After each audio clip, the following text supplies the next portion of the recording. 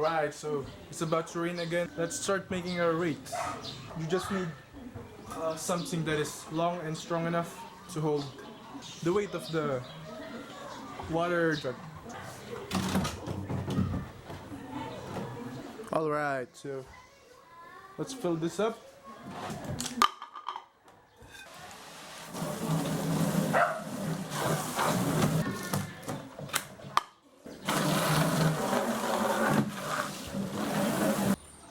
Let's start lifting.